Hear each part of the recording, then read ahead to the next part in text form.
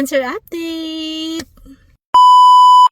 So, hello everyone to all those who are new in this channel. Hi, my name is Mary and I've been diagnosed with triple negative breast cancer, and I'm done with my chemotherapy, I'm done with my operation, and now I am starting my radiation.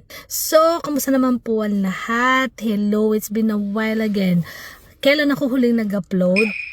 Probably 2 weeks ago or 3 weeks ago, and now today is the first day of my radiation. Experience medyo okay naman siya. May nilagay sila sa akin nito.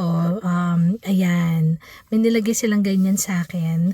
Nakalimutan ko na yung tawag. Basta patch lang ang alala ko. So anyway, I'm so sorry guys. I just finished my live sa aking page, and ito nga ginagawa ko tong video na to. So experience radiation. So for now wala akong nararamdaman, pero sabi sa akin ng nurse, wait daw na makaramdam ako ng extreme fatigue. So kung ang fatigue ko noon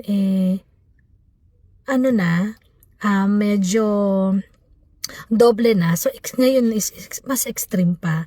So parang inanuhan lang nila ako na sinabihan lang nila ako na na watch out for that extreme fatigue. So I hope naman hindi naman extreme fatigue, 'di ba? Kasi na lang extreme fatigue sa akin kung yung fatigue na nararamdaman ko is hindi na ako masyado nakakagalaw. Paano na lang extreme, 'di ba? So anyway, yun nga, so nag-radiation ako kanina, and so far okay naman. Nilagay ka sa isang machine, hindi ka naman nilagay sa isang machine, parang pinahiga ka, parang CT scan, parang ganon, pero hindi ka naman papasok sa loob, parang meron lang satellite na umiikot sa'yo na ganon. Tama ba yung satellite? Hindi, machine na umiikot sa paligid mo, sa gitna, sa gilid, sa dalawang gilid. Kaya sabi lang, i-watch out ko yung skin ko kung color pink or something like that, and watch out lang kung merong mga irritation, ganon, diba? Kasi sa may nilagay sila na patches, and they told me na makakatulong nga to. Inisip ko kasi yung pinagpilian kasi if ito yung ilalagay o yung cream. Doon kasi sa cream, ilalagay mo siya, tapos meron ka pang gagawin na parang meron pang salt water na panghuhugas or something like that, na para bang ayoko na siyang gawin, napapagod na. So, ito na lang yung pinili ko kasi nga, nakalagay lang siya dyan, anything na may mangyari tatanggalin, papalitan. Diba? Parang mas convenient yun sa akin dahil ayoko na nga ng mga ganong ginagawa pa. So anyway, yung experience overall is okay naman, maayos naman. I will be having the radiation for 20 days or 15 days, and we will see if we're going to proceed until 20 days.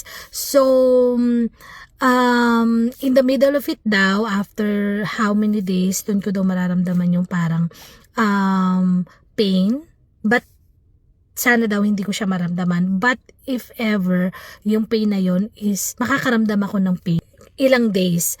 And, yun lang.